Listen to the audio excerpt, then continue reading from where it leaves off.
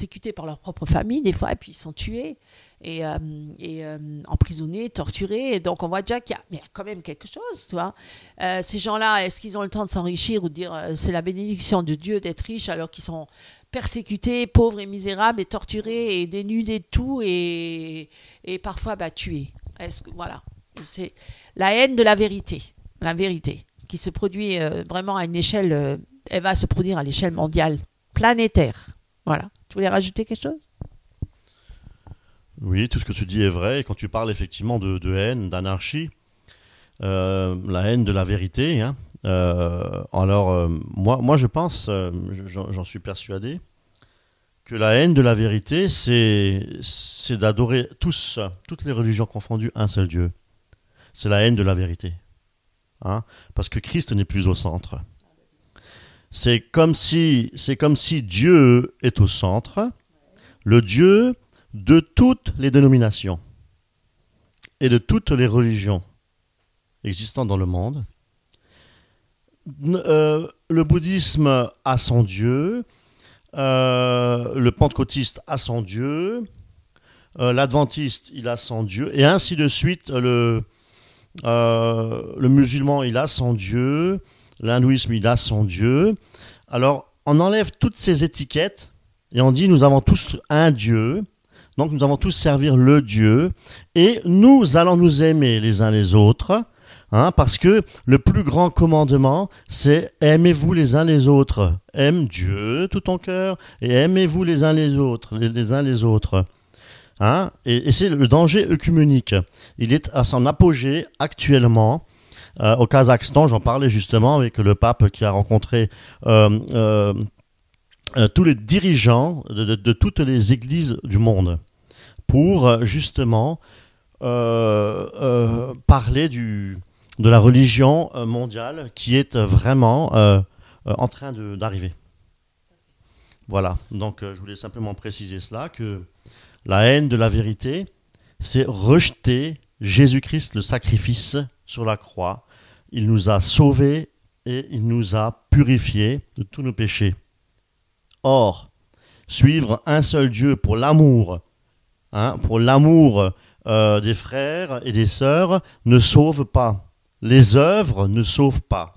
Mais ce qui nous sauve, c'est la grâce. C'est Dieu, c'est Jésus-Christ, son Fils, qui nous a sauvés par pure grâce. Et c'est cette grâce-là qui nous permet à nous, les chrétiens, effectivement, de faire les œuvres que Dieu a préparées d'avance. Et les œuvres que Dieu a préparées d'avance, c'est quoi ? C'est l'obéissance à sa parole. C'est de marcher dans l'intégrité. Voilà. Tout à fait. Mais la folie de Dieu et folie pour les hommes, je veux dire, quelque part, l'homme n'accepte pas le sacrifice de Jésus sur la croix. C'est ça. En fait, ces religions-là, mondiales, là, qui se réunissent pour en former une seule, ils ne parlent pas de Jésus mort sur la croix pour leurs péchés. On parle d'un Dieu. Le Dieu de tous, là, de chacun, même qu'il soit bouddhiste, qu'il soit musulman, qu'il soit catholique, protestant, qu'il soit évangélique, orthodoxe ou quoi que ce soit, ou juif même, on a tous le même Dieu. C'est faux. Parce que le seul Dieu, l'unique Dieu, c'est Jésus-Christ. Et Jésus-Christ, c'est Dieu venu parmi les hommes, hein, qui est venu pour justement mourir à leur place, parce qu'on était sous la condamnation de nos péchés, parce qu'on a transgressé les lois de Dieu. On a désobéi, on s'est révolté contre Dieu. Le monde entier, l'humanité entière.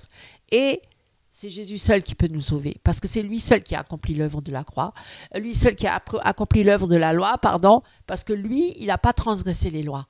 Il a été parfait dans toutes ses voies sur la terre en tant qu'homme, hein, parce qu'il est homme et entièrement Dieu, et il a accompli l'œuvre parfaite en mourant sur la croix pour nos péchés, l'agneau immolé, parce qu'il fallait un sacrifice, il fallait que le sang soit répandu, parce que sous l'ancienne alliance, Dieu voulait que le sang soit répandu par les animaux, le sacrifice des animaux, mais c'était pas un sacrifice parfait, il fallait le renouveler tous les ans, le péché n'était pas effacé définitivement. Mais avec Jésus-Christ, le péché, il est définitivement effacé.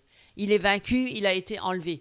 Grâce à Jésus, qui nous a délivrés de nos péchés et qui nous a lavés et purifiés de nos péchés par son sang précieux qui a coulé sur la croix par sa mort et par sa résurrection, parce qu'il est vivant encore aujourd'hui, parce qu'il est encore, il est assis avec Dieu au plus haut des cieux, à la droite du Père, et il plaide notre cause parce qu'il est notre avocat auprès de Dieu.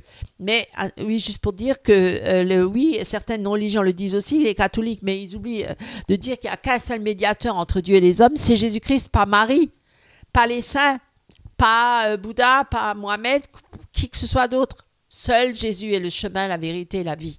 C'est le seul qui nous mène au royaume de Dieu. C'est le seul qui nous mène au Père. C'est le seul qui nous a réconciliés avec le Père. Et c'est ce que les hommes ne supportent pas, c'est d'accepter et d'admettre que Jésus a tout accompli et que eux, ils ne sont pas sauvés par leurs œuvres.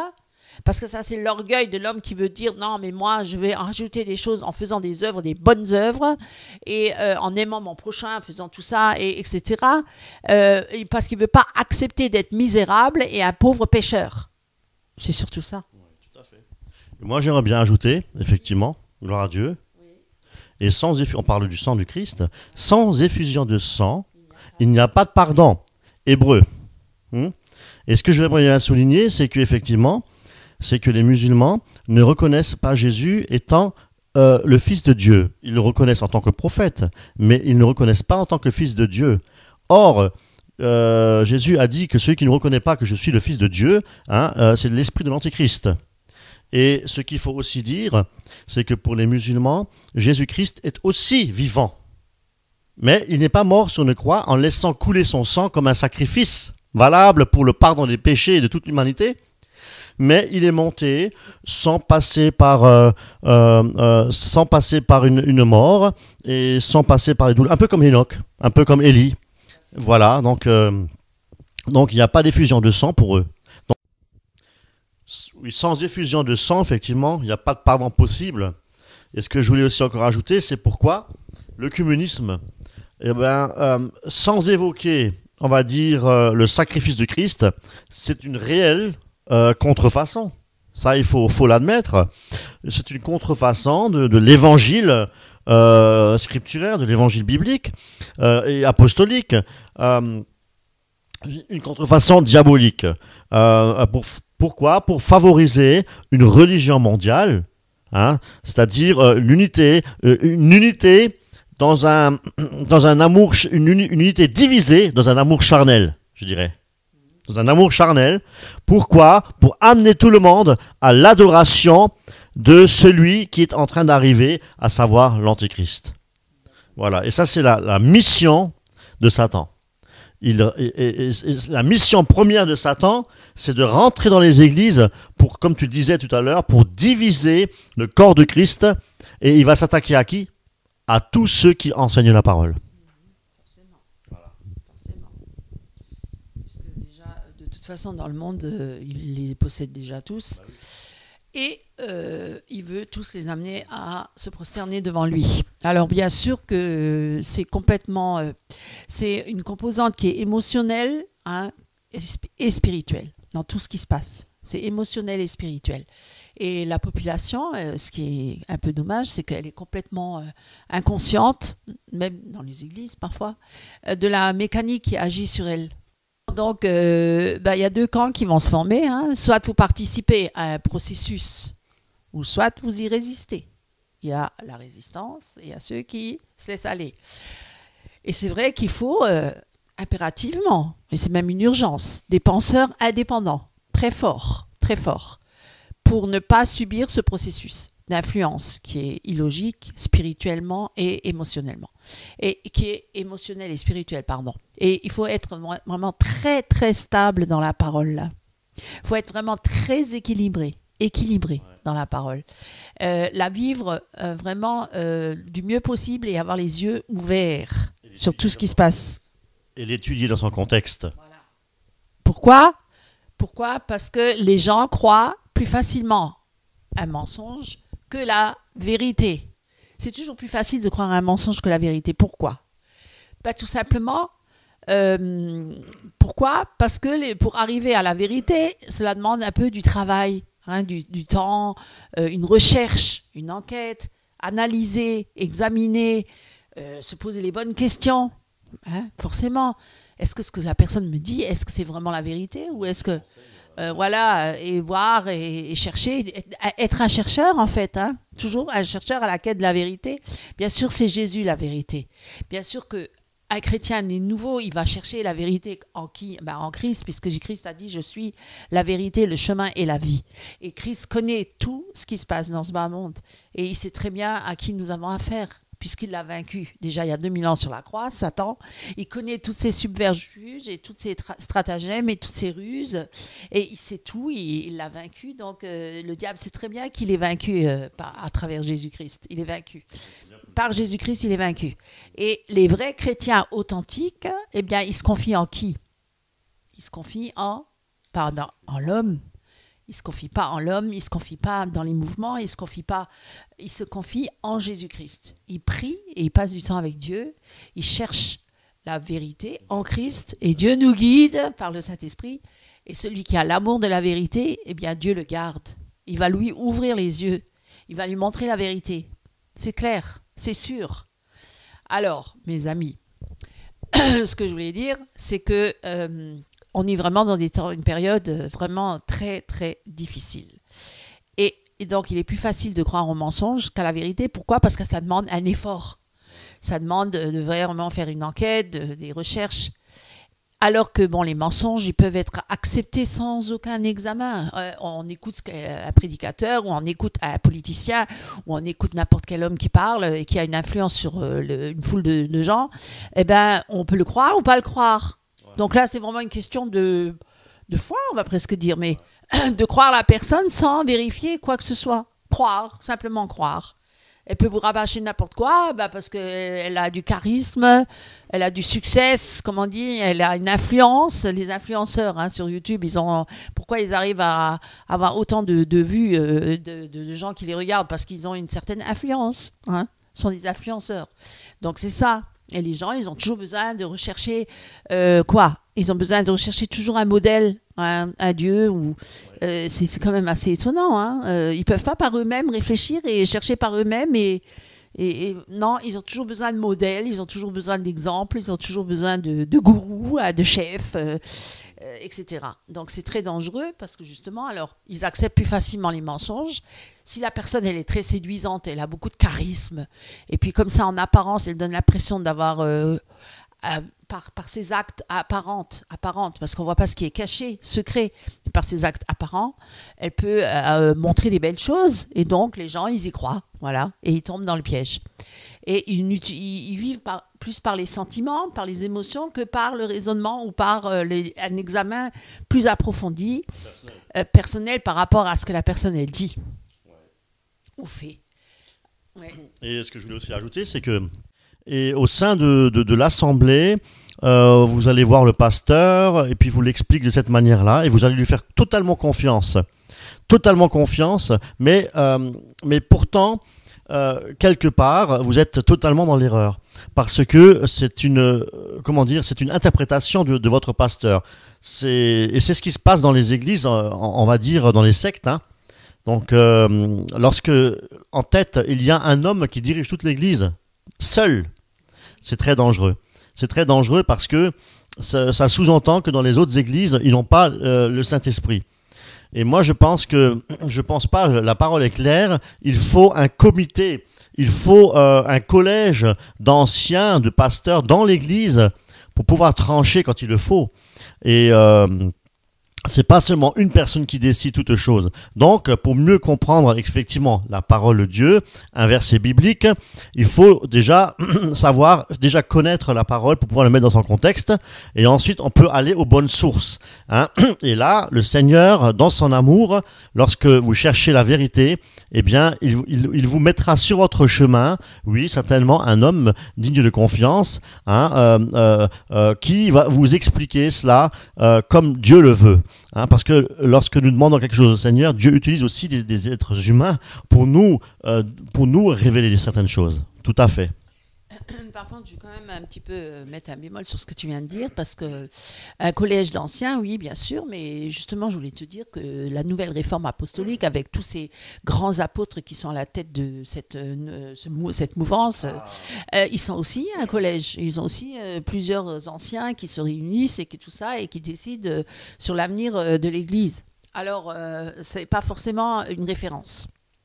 Il faut quand même toujours prier avant et demander au Seigneur, cette personne-là, est-ce qu'elle vient de toi ou pas, éprouver les esprits pour voir s'ils viennent de Dieu ou pas. Il faut vraiment regarder la personne dans son quotidien, comment elle vit, mais à long terme, parce qu'on ne peut pas toujours tout de suite discerner. Oui, tout à fait.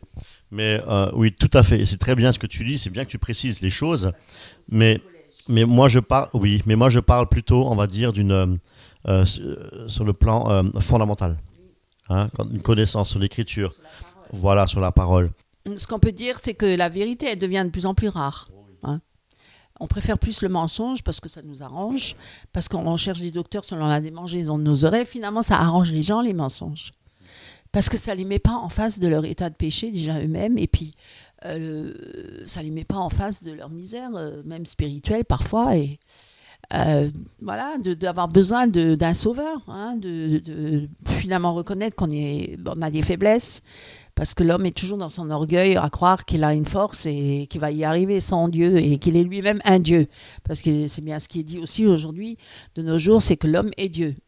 On le dit, alors que l'homme, franchement, il est poussière, il retourne dans la poussière. Je veux dire, quelle prétention il a, pour qui il se prend, parce que finalement, il maîtrise rien du tout, il maîtrise même pas son avenir, et puis un jour il va mourir, et il maîtrise même pas la mort. Parce qu'il va mourir et il va aller sous terre, et puis c'est fini, quoi, mes amis. Donc, et Dieu, par contre, il est éternel. La parole de Dieu est éternelle. Il vit éternellement.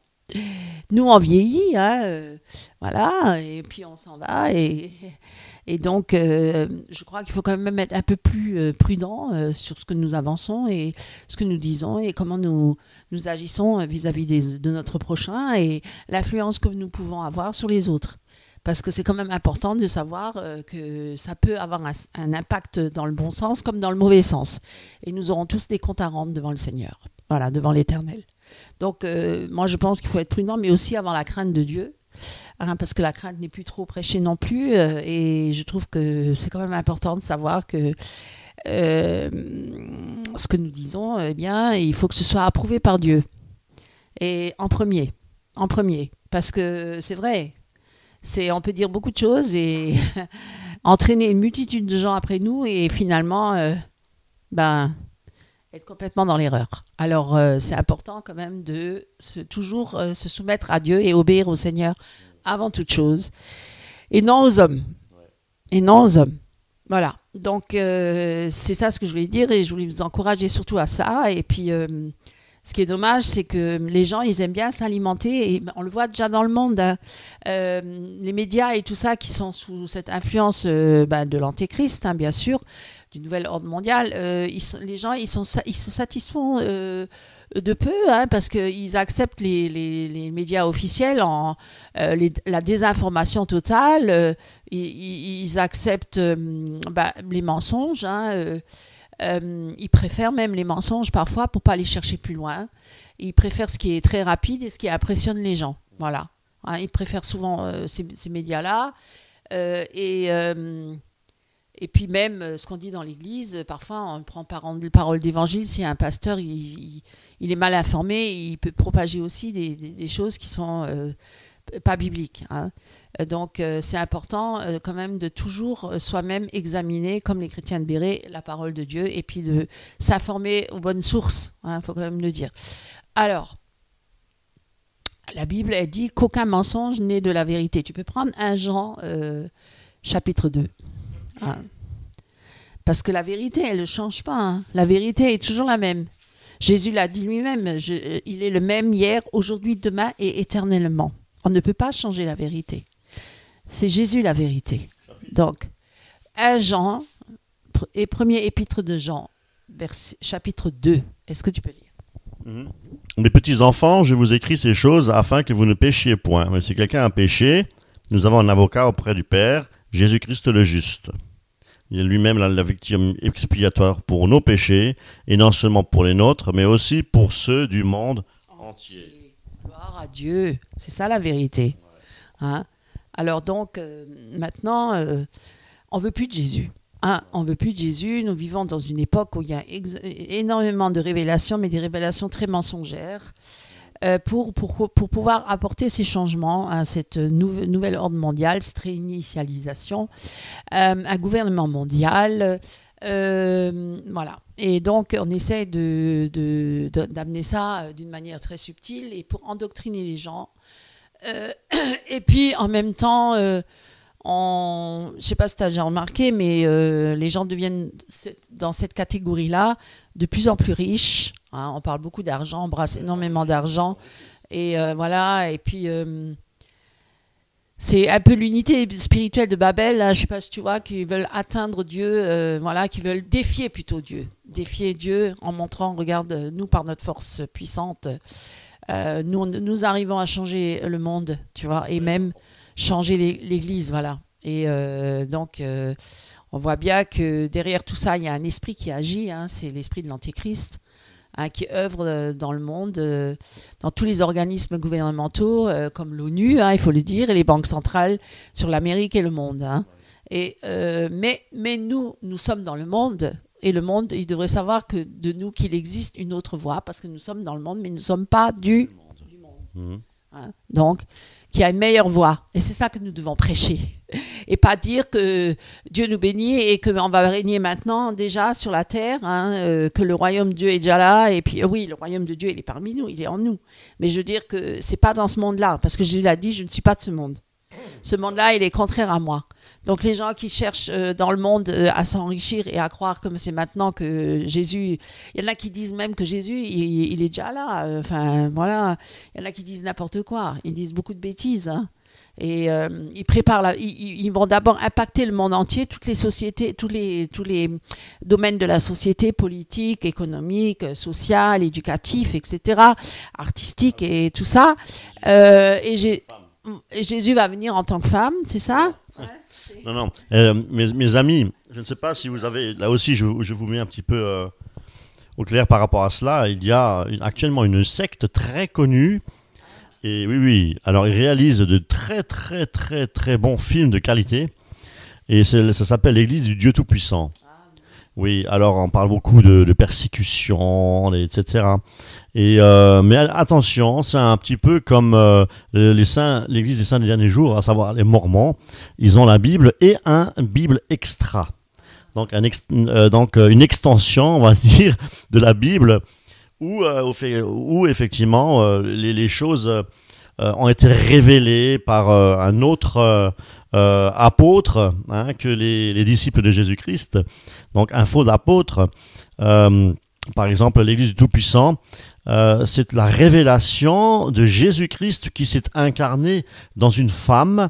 Et cette secte existe déjà depuis, je crois, 1970. Ça fait non, pardon, je raconte des bêtises. 80. Vous regarderez.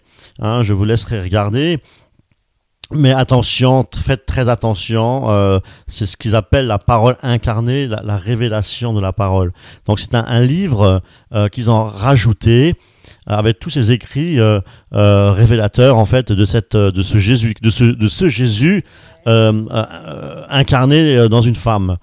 Voilà, ça se passe effectivement en Chine.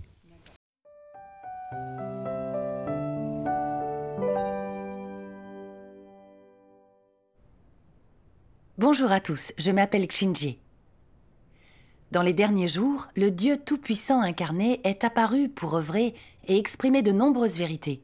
Celles-ci ont été mises sur Internet et ont ébranlé le monde entier.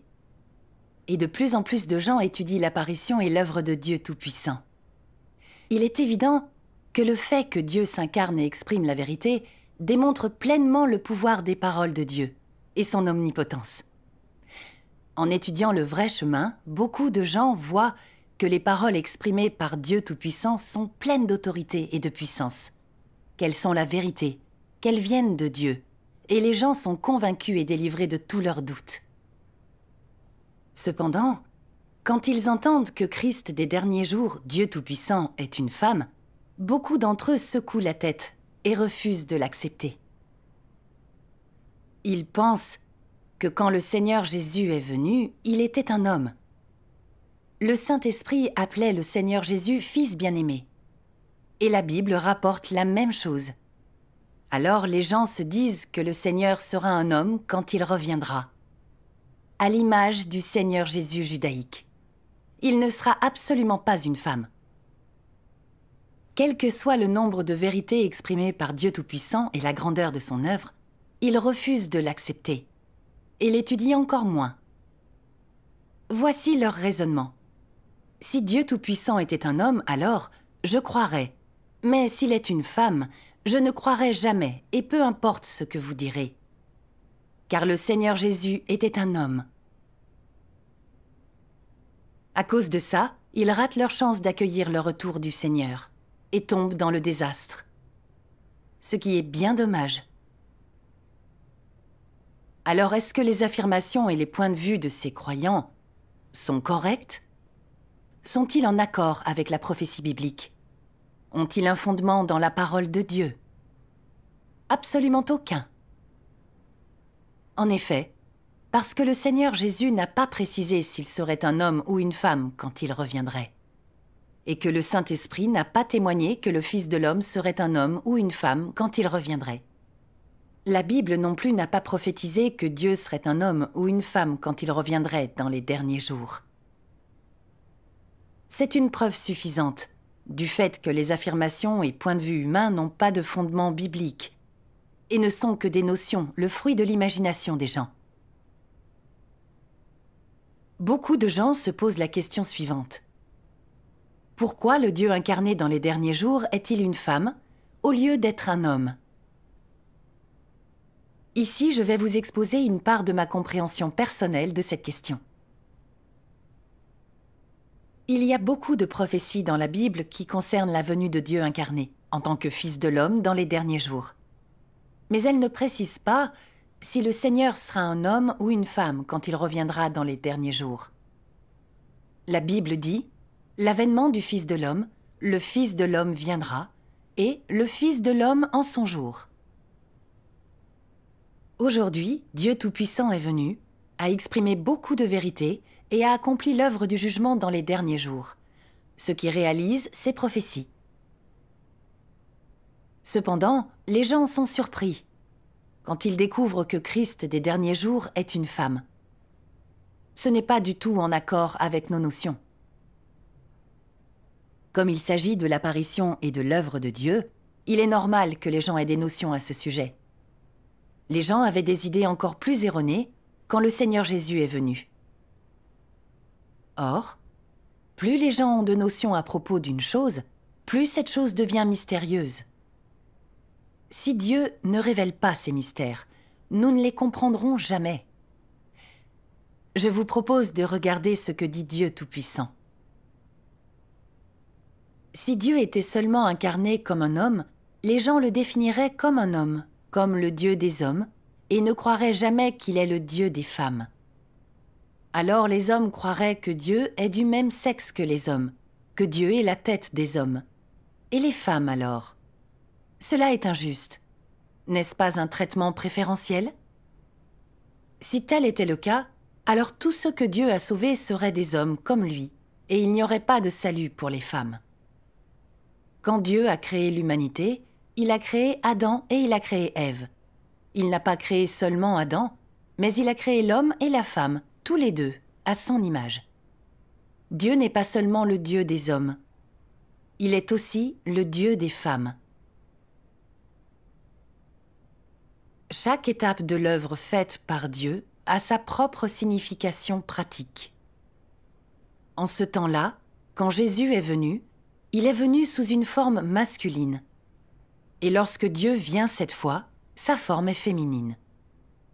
À partir de cela, tu peux voir que la création par Dieu des hommes et des femmes peut être utile dans son œuvre et qu'avec lui, il n'y a pas de distinction de genre. Lorsque son esprit vient, il peut prendre toute chair qui lui plaît, et cette chair peut le représenter. Qu'elle soit homme ou femme, Cette chair peut représenter Dieu tant qu'elle est sa chair incarnée. Voilà, c'est juste pour dire que nous sommes dans le monde, mais nous ne faisons pas partie du monde. Et c'est bien précisé, hein, parce que notre espérance, elle est céleste, elle n'est pas terrestre. Comme d'ailleurs tous ces nouveaux mouvements qui, eux, leur espérance, elle est plutôt terrestre. Hein. Et donc, tu veux bien lire avec moi, là, dans Jean, chapitre 17, où Jésus, il prie en disant, versets 15 à 17, chapitre 17, versets 15 à 17. Je ne prie pas de les ôter du monde, mais de les préserver du malin. Ils ne sont pas du monde, comme moi, je ne suis pas du monde. Sanctifie-les par ta vérité, ta parole est la vérité. Voilà. Amen. Gloire à Dieu. Alors, ce qu'on peut dire, c'est que finalement, on voit bien que là, on ne fait pas partie de ce monde, parce que ce monde-là, il est contraire à Dieu. Il est contraire, hein, et c'est Satan qui gouverne ce système mondial. Il faut quand même le savoir. Bien sûr, Dieu est au-dessus. Bien sûr que Dieu il est au contrôle même de Satan. Satan, il fait ce que Dieu lui permet de faire. Il ne va pas au-delà, il a aussi une limite, hein, forcément. Mais Dieu a prévu, c'est écrit dans la parole. Et donc, le monde entier est tombé sous sa juridiction, à Satan, hein, pour le moment. Pourtant, les croyants, ils doivent être porteurs d'un message de vérité dans un monde rempli de mensonges. Hein. Et c'est vachement important, c'est particulièrement important, surtout lorsqu'il s'agit de mensonges spirituels. Hein, parce qu'il y a énormément de mensonges spirituels dans les églises, partout. Et donc, il est important que des vrais chrétiens se lèvent et apportent la vérité. Hein, dans ce monde qui est rempli de mensonges. La vraie prophétie biblique. Voilà, tout ce qui n'est pas de la vérité, la parole ne vient pas de Jésus-Christ. Si ça ne vient pas de la parole de Jésus-Christ, ça doit être rejeté. Hein, pour notre vie spirituelle. Et pas dire, mais on est étroit d'esprit, on est fondamentaliste, on est sectaire. Non, ça n'a rien à voir. Hein, parce que, Jésus aussi, on l'a traité de secte. Voilà. Et on vit vraiment dans une drôle d'époque. On vit dans une époque où le discernement, il est vraiment très diminué. Il ne faut surtout pas avoir un sens critique des choses. Il ne faut surtout pas juger, parce qu'alors là, les chrétiens, ils sont forts là-dedans. Dès qu'on en commence à dévoiler certaines choses ou à démasquer certaines personnes, on dit, ouais, mais il ne faut pas juger, il faut pas... Mais ce n'est pas une question de... C'est pas une question, voilà, réfuter les contradicteurs. C'est pas une question de juger. Au contraire, si la personne, elle se reconnaît, elle peut encore venir à Christ et se repentir. Au contraire, hein, l'amour, celui qui aime châtie. Ça veut dire l'amour reprend, parce qu'on ne veut pas justement que les gens se perdent. Et c'est dans un but salutaire, comme tu dis. C'est important, c'est très important. Alors, c'est pour l'amour, c'est dans l'amour. Hein. On dit la vérité, mais dans l'amour. Et voilà, mais les gens, ils ne veulent plus. Ils veulent plus. Voilà. Et c'est pour ça qu'on n'ose plus trop de dire la vérité, parce que certains vont tout de suite vouloir fermer leur bouche en disant ouais, tu juges. L'amour de la vérité. Et dans la vérité. Voilà. Alors, et c'est pour ça que les faux chrétiens, enfin les faux spirituels, là, qui enseignent les hérésies, les fausses doctrines, ils ont pignon sur rue. Parce qu'ils ont tout eu largement. Hein. La foule court après eux, parce qu'ils aiment bien entendre leurs histoires, ils racontent plein d'histoires, voilà, ils ont toujours quelque chose à raconter. Hein, et puis, ils enseignent, voilà, ça se passe bien, ils ont des concepts, des phrases qui plaisent au public, et puis ils sortent du contexte de la Bible, hein, et ils spiritualisent tout, hein. Et puis on trouve qu'ils sont très spirituels, parce qu'ils spiritualisent tout et n'importe quoi. Alors, et puis ça ramène la confusion. Hein. Il suffit d'aller se brancher sur la télévision chrétienne. Et là, franchement, il y a de tout. Hein. Il y a à boire et à manger. Hein. Il faut vraiment sélectionner. Hein. Il faut être vraiment averti, alerte, hein, parce que... Et on entendra rarement ce qui est vrai. Pourquoi ? Parce qu'à cause des faux prophètes, hein, et les faux enseignants. Hein, ils sont incapables de dire ce qui est vraiment nécessaire, ce que vraiment l'Église a besoin d'entendre. Hein. Non mais oui, ils n'apportent plus la vraie nourriture solide de la parole de Dieu, hein, le steak comme on dit. Hein, ils apportent du lait et puis à côté ils ramènent des faussetés. pour distraire le peuple et pour le divertir. Alors, on aime bien les prédicateurs très comiques, hein, qui ont beaucoup d'humour. Ça, on aime, hein, beaucoup d'humour, et surtout pas quelqu'un de sérieux, de grave. Ah, ça, on déteste. Hein. Voilà. Et tant qu'on permet aux faux prophètes de continuer à parler, ben, la vérité, elle sera de moins en moins entendue. Forcément, hein, puisqu'on court après cela. Et même que parfois les prédicateurs qui apportent la vérité, ils sont presque ennuyeux. Même certains ils disent oui, mais on connaît ça, on sait déjà. Ils veulent des nouveautés, ils veulent des nouvelles choses, des nouvelles expériences, des nouvelles révélations. Parce que ça c'est vieux, ça c'est ancien, ça on connaît déjà. Ça les blase, la jeunesse même. Ça les blase, ils n'ont pas envie d'entendre toujours les mêmes choses. Et bon, parce qu'apparemment, soi-disant, il y aurait toujours les mêmes choses dans la Bible. J'ai déjà entendu ça. Oh, la Bible, c'est bon, je la connais. Ah bon? Donc, les nouvelles révélations, les nouvelles expériences. Ah, waouh, ah ça. Ah oui, mais Dieu Dieu est un Dieu infini. Il fait ce qu'il veut. Et puis, bien sûr, et puis bon, il se manifeste comme il veut. Et donc, c'est très dangereux. Bien sûr que Dieu, il est tout-puissant. Bien sûr que Dieu, il fait ce qu'il veut. Mais il a laissé, justement, la parole pour avoir ça comme appui, comme référence. Hein, et pour pas, justement, dévier. C'est un guide, ouais. Voilà. Donc, voilà. Et donc, les prophètes, ils sont nombreux, hein, les faux prophètes. Et prophétesses aussi, hein, parce qu'il y en a de plus en plus aussi. Alors, je te dis pas leur tenue, hein. C'est du Kardashian spirituel. Faux ongles, fausses perruques, faux cils, fausse bouche, pas tout est faux. Mais soi-disant, ils apporteraient la vérité, alors que tout est faux. Enfin bref. Alors les prophètes, ils se vantent même. Et ils n'ont pas peur de mentir. Hein. Et ils se vantent et ils mettent leur expérience en avant, hein, très fort. Hein. Et ils ont toujours quelque chose à raconter. Et ils viennent 3-4 jours d'affilée, par exemple, mais tous les jours, ils ont dit « Ah, j'ai fait un rêve cette nuit. Ah, cette nuit, j'ai eu une vision. » Ils ont toujours des visions, ils ont toujours... Mais Jésus était assis avec moi dans le salon. Enfin bref, on connaît, hein, c'est... Mais c'est pas c'est pas de Dieu, hein, parce que Dieu, il n'est pas l'auteur de la confusion. Il ne ramène pas la confusion dans l'Église, hein, ni la division. Et parce que lui, il est l'auteur de la paix, la vraie paix. Pas celle que le monde, il appelle paix, tout le monde dira paix, et puis ce sera justement pas la paix, ça sera l'inverse. Mais c'est ça. Alors, et donc tous ces enseignements hérétiques, hein, par exemple, tous ces mouvements-là, les nouveaux mouvements qu'on a déjà évoqués, qu'on a déjà dénoncés, tels que la confession positive, pour la santé, on doit toujours être en bonne santé. Ah, tu confesses, t'as pas de maladie, au nom de Jésus-Christ, maintenant, j'ordonne cette maladie, elle disparaît, boum, bam, et fini, t'es pas malade. Et pourtant, moi, je connais des témoignages de gens très sincères et très spirituels, hein, et qui n'ont pas été guéris. Bien sûr. Et après, ils disent, bon, bah, manque de foi, non, c'est ça. Voilà. Et donc, cette pensée positive, la confession de la pensée positive, et la confession de l'évangile de la prospérité. Ça, c'est aussi d'actualité. C'est devenu la norme. Maintenant, il faut que tu sois riche, comme on l'a dit tout à l'heure. Et donc, ce genre d'enseignement, ça pullule hein, sur les chaînes de télévision chrétiennes. Hein, voilà. Et les gens, ils sont imprégnés par ça, de plus en plus.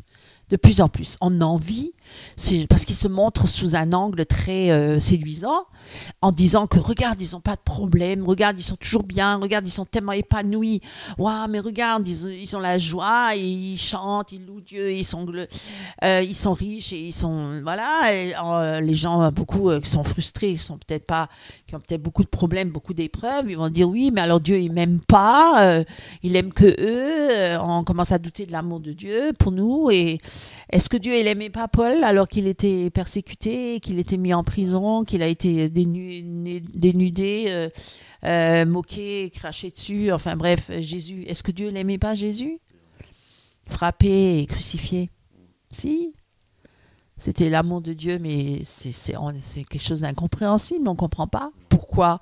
Parce que Dieu a dit, mon royaume n'est pas de ce monde. Parce que notre espérance, elle est céleste, elle n'est pas terrestre. Et donc, alors on voit que justement maintenant, ce poison-là, ces faux évangiles-là, la parole de foi, elle monopolise les ondes télévisées. Ça monopolise les ondes télévisées. L'Église est influencée et contrôlée par ces médias corrompus, TBN et autres. Alors ça, n'en parlons pas.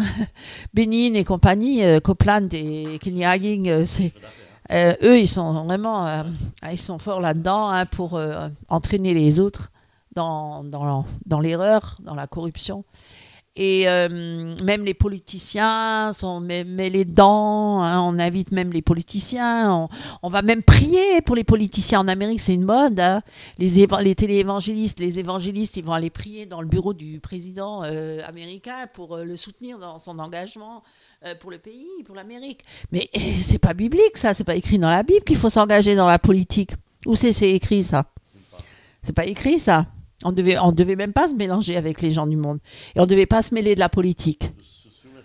Ouais, se soumettre aux autorités, c'est pas la même chose. Est-ce que Jésus, il allait avec Hérode et il allait prier avec Hérode dans son bureau? Ou Paul? Non, mais sérieux. Est-ce qu'il allait lui imposer les mains et prier pour lui, pour qu'il gouverne bien son pays?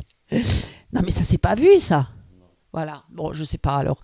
Mais pourtant, c'est une mode maintenant. Il y en a qui l'ont fait. Et avec Trump, ah oui, complètement. Donc il y avait tous ces évangélistes qui en avaient voté pour eux, parce qu'il y a beaucoup de chrétiens évangéliques qui votent pour le président. Et puis voilà, donc franchement, c'est incroyable. Alors, et qu'est-ce qu'on voit là? On voit que les gens sont trompés, ils sont aveuglés. Et ils se nourrissent aux mauvaises sources, aux sources amères. Et puis, comme il y a tellement de prophètes de télévision chrétienne, alors ils vendent tous les produits. Ils vendent plein de produits, des mouchoirs bénis par peut-être l'eau je sais pas, en Israël. Ils étaient en Israël, ils ont mis l'eau et le mouchoir dans le Jourdain, et puis ils vendent ça après. C'est l'eau. Enfin, tout est bon à vendre. Ils ont fait un vrai business, un commerce avec tout ça en plus. Tous ces gens qui ne veulent pas aller travailler, qui vivent de l'évangile, soi-disant, qu'ils ont eu un appel et puis qui font bien leur commerce. Et essaient par tous les moyens de s'enrichir, écrivent des bouquins. Ils ont des aspirations toutes les semaines pour écrire des nouveaux livres. Et puis alors, ils font la promotion de leurs livres. Ils n'arrêtent pas de dire « Ah, puis le dernier livre, il est encore plus intéressant que le deuxième ou le premier. » Et puis mes CD, mes disques, et puis l'aspiration aussi pour les louanges, parce que ça aussi, on le vend. Alors que les louanges, c'est devant Dieu, c'est en intimité. Alors non, on va vendre ça, soi-disant pour encourager les autres à louer Dieu avec eux. Enfin bref, c'est devenu un vrai business, c'est devenu l'entrepreneuriat, c'est devenu le commerce dans l'église, ça n'a pas changé, c'est toujours là. Et donc, on voit bien que c'est l'amour du gars avant tout, et au nom de Dieu. Au nom de Dieu, ils utilisent le nom de Dieu. Voilà, ça c'est triste. Ça c'est triste. Et des discours à n'en pas finir, et qui sont pour notre croissance spirituelle, certainement pas. Sont surtout pour nous vider les poches financièrement. Et puis des paroles mensongères qui ne profitent à rien. Et on peut lire ça dans Jérémie. Tu peux prendre Jérémie chapitre 7, verset 8. Mais voici, vous vous livrez à des espérances trompeuses qui ne servent à rien. Tu vois, c'est exactement ça. Tu te confies dans des paroles mensongères qui ne te servent à rien. Ça nourrit même pas ton âme. Et donc, à cause de cette influence mauvaise, néfaste pour la plupart, ça a enlevé même la motivation et l'incitation pour les gens à étudier par eux-mêmes les Écritures. Ils n'ont plus envie. Ils sont blasés. Et au lieu de cela, ils disent quoi? Ils disent aux gens, d'ailleurs même ces leaders-là, ces faux prédicateurs, ils disent aux gens, il suffit simplement d'avoir la foi. On parle que de ça, la foi. Une foi qui est déconnectée de la vérité, de la parole, dans son contexte, on s'en fout. T'as la foi, c'est bon. Alors, il va dire donner la dîme pour la bénédiction, donner aux téléprophètes, aux téléévangélistes de l'argent, il vous le rendra au centuple, vous aurez au centuple. On peut manipuler les gens comme on veut. Hein. Parce que là, on les a complètement endoctrinés. Et ces gens-là, ils dépendent complètement de ces paroles de ces gens-là. Ils vont se nourrir, c'est de leur faute quelque part, hein. Dieu le permet. Ils vont chercher cette nourriture-là. Ils ont besoin tous les jours. C'est comme une addiction. Il faut que tous les jours, ils aient ce télé-évangéliste en face d'eux. Et qu'ils entendent ces paroles. Ils les boivent. C'est leur nourriture quotidienne. C'est même plus la parole de Dieu. Ouais, c'est vrai. C'est la vérité, ça. Hein? C'est lui la parole de Dieu. C'est lui. C'est le télé-évangéliste. C'est lui qui apporte la nourriture, là. Et les gens, ils vont boire chez lui. Voilà, hein, le poison. Et ils dépendent de lui. Ils dépendent de ce prophète. C'est devenu une addiction. C'est devenu une idolâtrie. C'est leur Dieu. C'est leur Dieu. Et ils dépendent entièrement des paroles qu'ils confessent. Il peut dire n'importe quoi. Les gens vont toujours l'écouter. Et vous pouvez vous tourner vers la majorité des chaînes chrétiennes. Et vous entendrez ces soi-disant prophètes toujours vous dire d'appeler. Et puis d'appeler dans les prochaines minutes. Pourquoi ? Appeler parce que nous avons un nouveau projet. Nous allons construire une nouvelle église. Alors il y a besoin de fonds, d'argent. Eh bien les gens, ils envoient de l'argent. Les gens, ils envoient de l'argent. Ils envoient de l'argent pour construire des murs, une plus grande église, une méga church pour aussi en même temps que le prophète, là, le faux prophète s'en mette plein les poches aussi. En même temps, voilà. Et les gens, ils appellent dans les prochaines minutes pour donner l'argent. Pourquoi ? Parce que Dieu va vous bénir. Tu as déjà entendu les discours comme ça ? Dieu va vous bénir. Hein, vous donnez l'argent afin que votre situation puisse changer en prononçant la parole à haute voix. Voilà. C'est ça maintenant, la manipulation, hein, depuis quelques années. Et les gens, ils tombent toujours dans le panneau. Hein. Ils tombent toujours dans le panneau. Hein. Et la télévision chrétienne, elle est devenue quoi ? Hein ? C'est une extension du message du faux enseignement. On ne peut plus se fier à ça. Sur l'argent. L'argent comme évangile. Hein? Ils ont un contrôle centralisé, un monopole entier sur toutes les ondes. Ils prêchent un pseudo-système, hein, qui est non biblique, appelé quoi ? La foi des semences. Ah ouais. La semence. Ce que tu sèmes, tu le récoltes. Donc si tu sèmes l'argent pour le pasteur, pour cette œuvre, tu récolteras l'argent. Mais ils peuvent toujours attendre. Hein. Il y en a qui peuvent toujours courir. Ils n'ont jamais récolté l'argent. Hein. Il y en a qui se sont appauvris et puis ils ont tout perdu. C'est triste. Hein. Hein? On dépouille les chrétiens.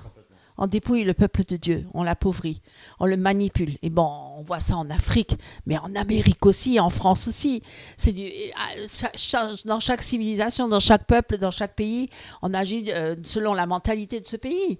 Les Africains, ils sont naïfs, alors on peut leur dire tout et n'importe quoi. On peut les ramener dans l'évangile de la peur. Oui, si tu ne donnes pas la dîme, tu es maudit. Alors eux, ils ont très peur. Mais en France, on va le faire autrement, d'une manière plus subtile, tu vois. On va dire oui, on est en train de préparer une bonne œuvre. On va construire ceci, cela. Et les gens vont tomber dans le piège. Enfin, il y en a pour tous les goûts. Parce que, oui, là, je viens juste de faire la remarque que Jésus est devenu un objet sans valeur. C'est vraiment, hein, c'est un objet sans valeur. La valeur réside dans les ouailles, hein, pour les appauvrir, hein, pour leur piquer le fric, hein, pour leur vider les poches. Hein. Et Jésus-Christ dans l'affaire, on se sert du nom de Jésus-Christ, non pas pour ramener les ouailles à Jésus-Christ, mais pour se remplir les poches. Et tous ces ouailles-là, hein, qui suivent un seul gourou, je l'appelle le gourou. Eh bien, s'il vous plaît, frères et sœurs, si vous êtes dans cette situation, ne discutez pas avec le pasteur. Sortez, allez là où il y a un esprit de douceur, là où on ne vous fait pas mention tous les dimanches de donner la dîme et les offrandes. Laissez-vous conduire par le Seigneur. Hein, il y a trop de dégâts nous font tous ces faux pasteurs là, qui ils sont tout le temps en train de revendiquer l'argent, c'est les cupides. Mais nous, mes amis. Et donc, qu'on peut dire, c'est que le peuple de Dieu est en mauvais état. Hein. Il est en mauvais état parce que nous, on en a recueilli quelques-uns qui étaient vraiment dépouillés dans tous les sens du terme, hein, et puis qui vivent des cauchemars et qui ne savent même plus s'ils sont encore avec Dieu ou avec le diable, ou parce que certains, ils imposent les mains, ils leur envoient des démons en plus sur eux, parce que ces gens possédés, ces prédicateurs qui à force d'imposer les mains à tout le monde, ils sont possédés, même ils transmettent des démons des fois même, les gens ils sont malades après et tout, enfin bref, et dépouillés de tout et de leur argent aussi, et puis de leur identité, parce qu'ils n'ont plus d'identité, ils ne savent plus qui ils sont, ils ne savent même plus s'ils ont une relation avec Dieu ou pas avec Dieu, enfin c'est très grave, hein. Ils ne savent plus à quel vent se tourne, à quel... Ouais, ils ont peur d'intégrer une église, ils ne croient plus, ils savent plus à quel prédicateur faire confiance, ils ne font plus confiance en personne, et c'est normal. Voilà, et donc, à tout, voilà, comme il dit, les gens, ils sont ballottés à tout vent de doctrine, et ces gens-là, ils sont dans le tourbillon, les pauvres, et ces gens-là, ces prédicateurs, ils poussent leur auditoire de ci, de là, ils les ballottent, hein, et tout ça, et pour qu'ils deviennent de plus en plus faibles, pour qu'ils ne résistent plus à leur prédication. Et tout cela est mis en œuvre par des hommes qui prétendent être remplis du Saint-Esprit, les oints de Dieu, hein, les oints. Hein, moi, je suis un oint de Dieu, on ne touche pas au oint de Dieu. Alors, on leur fait peur en plus, hein, parce qu'il dit ils sont oints, attention, on ne touche pas au oint de Dieu. Hein. On ne contredit pas les oints de Dieu. Les prophètes et les apôtres, hein, les grands apôtres, les généraux chefs, qui sont appelés par Dieu pour former le peuple, former l'assemblée. Qui sont ces gens-là? Mais ils ne sont pas du tout spirituels. Certains ne sont même pas convertis, ne sont même pas nés de nouveau. Certains ne sont même pas nés de nouveau et certains sont même francs-maçons. Hein, certains sont des sorciers qui n'ont jamais abandonné leur sorcellerie, qui ont été quelque part une fois appelés par Dieu, peut-être sauvés, mais qui ont continué quand même dans le côté obscur, hein, qui n'ont pas lâché tout, qui n'ont pas tout lâché, je veux dire, et qui continuent toujours à pratiquer leur sorcellerie, à toujours à sortir de leur corps, hein, faire le voyage astral. Moi, j'en connais qui disaient, moi, je sors de mon corps pour aller visiter les chrétiens dans leur chambre, Karambiri, hein, et puis bon, Castanou et l'autre, là, l'Africain, Tatou, Francis Tatou, qui est un grand sorcier aussi et qui manipule la foule. Moi, je suis désolée, mais c'est la vérité. Ces gens-là, ils manipulent la foule, ils manipulent les gens. Hein, ils les manipulent. Voilà. Ce sont des manipulateurs. Et ils vivent dans la richesse et dans l'abondance et dans la luxure aussi. Donc, ils font même de la publicité quand ils s'achètent une grosse voiture. Hein. Et puis quand ils font cadeau à leurs femmes de voiture, alors où c'est écrit dans la Bible que voilà, il faut s'afficher comme le monde. C'est comme le monde. C'est comme le monde. C'est comme le monde, mes amis. Là, j'ai nommé quelques-uns, mais en France, il y en a aussi. Hein. Voilà. Alors, des manipulateurs spirituels, il y en a plein. Il y en a plein. Et ils n'ont aucune lumière. Ils n'ont aucune lumière. Ils n'apportent pas la vie aux gens. Ils n'apportent pas la vie. Ils n'apportent pas la parole. Et on peut lire ça dans Ésaïe chapitre 8, verset 20, parce que Dieu les connaît. Il sait très bien. Mais un jour, il dira, à moi la vengeance, à moi la rétribution. Un jour, Jésus va intervenir. Jésus va... là, peut-être il leur donne même encore un petit temps pour se repentir. Hein, certains pour revenir à lui, ou d'autres. Peut-être, oui. Alors, est-ce que tu peux dire? Oui, merci. À la loi et au témoignage... Si on ne parle pas ainsi, il n'y aura point d'horreur dans le peuple. Voilà, il n'y aura point d'horreur, ça veut dire qu'il n'y aura point de lumière. Hein, il reste dans les ténèbres. Donc le peuple, il reste dans les ténèbres. En d'autres termes, il garde les ténèbres sur les gens. Ils les tiennent captifs. Mais c'est ça. Ils les tiennent captifs.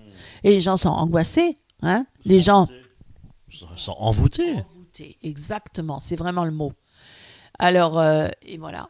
Et puis de temps en temps, on leur ramène une demi-vérité quand ils sentent que le peuple il leur échappe un peu. Hop, on revient avec... même certains se repentent. Hein. Comme Bénin, il s'est repenti d'avoir menti aux gens en disant que l'évangile de prospérité c'était juste. Et puis finalement, il a dit non, c'est faux. Et il s'est repenti, mais c'était que pour les apparences. Hein, c'était trompeur. Parce que c'est à cause de son neveu qui a tout dénoncé. Hein, il a même écrit un livre là-dessus en disant que c'était faux. Tout ce qu'il faisait et tous les gens qui tombaient là et tout, que c'était vraiment pas par la puissance de Dieu, que c'était un autre esprit, un esprit étranger. Hein. Le Kundalini. cousin, oui, tout à fait. Pasteur, mes amis, n'est pas un métier. Pasteur, le pasteur, c'est un esclave. Le vrai terme, le vrai vocable, c'est doulos en grec, esclave de Jésus-Christ. Et mes amis, si nous sommes esclaves de Jésus-Christ, nous devons être serviteurs des frères et des sœurs dans l'Église. Et l'exemple que Jésus-Christ a donné ne veut pas dire que c'est une pratique qu'il faille exercer tous les dimanches, à savoir le lavement des pieds, mais c'est pour montrer l'humilité de Jésus-Christ. Et regardez l'orgueil de tous ces faux pasteurs-là, qui se prétendent être quelque chose, qui sortent d'une université plus grande qu'une université la plus répandue. Enfin bref, mes amis, nous avons besoin que nos cœurs soient réformés. Nous avons besoin de prier pour que le Seigneur nous envoie des vrais pasteurs. Prier pour qu'il y ait des vrais pasteurs qui se soucient des âmes perdues et qui sont eux-mêmes des serviteurs de toutes ces âmes perdues, en montrant l'humilité. S'il n'y a pas, mes amis, s'il n'y a pas d'humilité, il n'y a pas d'amour. Comprenez bien. S'il n'y a pas d'humilité, il n'y a pas d'amour. Et s'il n'y a pas d'amour, il peut y avoir que de l'orgueil et c'est la haine, la jalousie, les disputes, etc., les querelles, etc. C'est le moi, l'égoïsme. Et voilà à quoi nous sommes aujourd'hui confrontés.